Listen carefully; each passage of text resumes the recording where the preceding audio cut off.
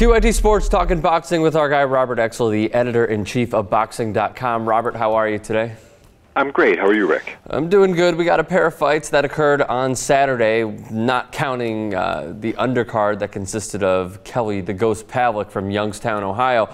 Firstly, let's talk about Nonito Donaire. He fought at the Home Depot Center in Carson, California against Jeffrey Mathebula. He added the IBF Super Bantamweight title, 28 consecutive victories. The judges scored this fight 117-110, 118-109, and 119-108. What was your assessment of Nonito Donaire's 28th consecutive victory over the South African? I thought it was a thrilling performance. He is an exciting fighter. He's like a mini Mike Tyson. He comes out there searching and destroying, looking to really for one punch to sort of flatten his opponent. He's a thrilling fighter. He's a thrilling performer. Not a perfect fighter or a perfect performer, but I thought he certainly did what he needed to do against Mathebula Saturday night.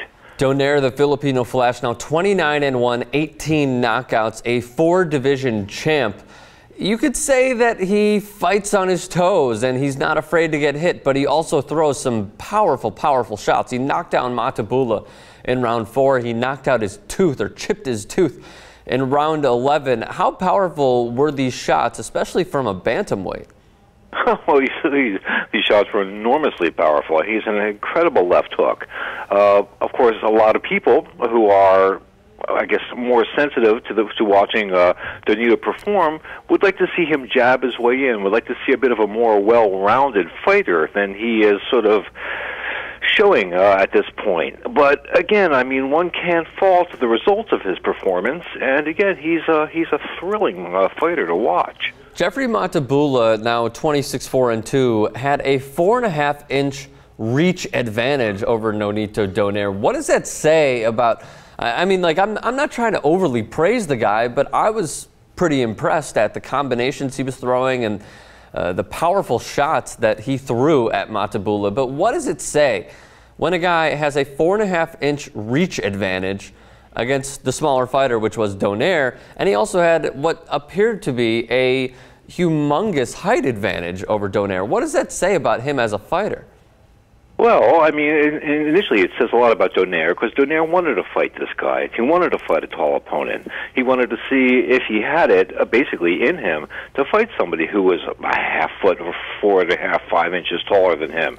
And, of course, he did. And Mathebula was no pushover. I thought he fought a really excellent fight. He used his height advantage. He used his reach advantage.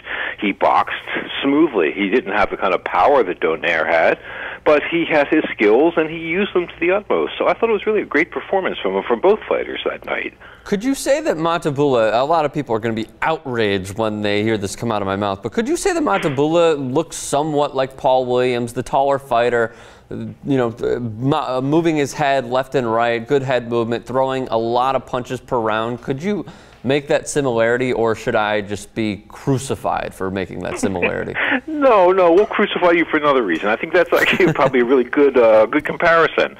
They are very similar, both in styles, both in their willingness or unwillingness, but their propensity to get hit, both similar in that way. And I think Williams probably had more power than Mathebula had, but very similar styles, and I think a very apt comparison.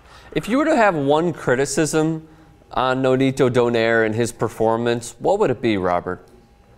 Probably that he gets hit too much. Yeah. I mean, he's too much of a sort of come forward, devil may care, willing to take a shot, to give a shot of his own. I mean, that could be something to look at down the road.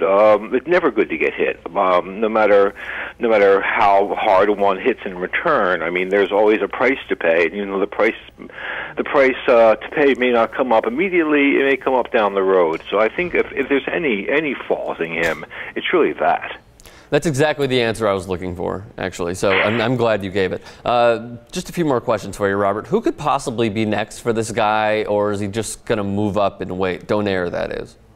Well, I think he will keep moving up in weight. He is Clearly he's on a roll. Clearly he's one of the top pound-for-pound fighters on the planet. I think, I mean, it's sort of the sky's the limit with him. I mean, he's shown that he can take a bigger man's punch. Sure. He can fight somebody who's a half foot taller than him.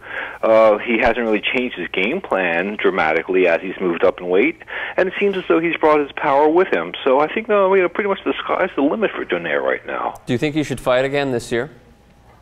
I don't see why not. I mean, strike while the iron is hot. He's a hot commodity. Everybody wants to see him fight. Everybody wants to see him fight again. I mean, there's no reason for him not to. Let him have some time. Let him enjoy, savor his victory, but then let him get back in the gym, and then let's watch him fight again. Sooner the better, as far as I'm concerned. Robert Exel, the editor-in-chief of Boxing.com. You can follow him on Twitter at boxing_com and follow his fantastic writing at, obviously, www.boxing.com. Robert Exel, the editor-in-chief of that same website, boxing.com. Thank you so much for the time, and we'll talk to you soon. Great, Rick. See you soon.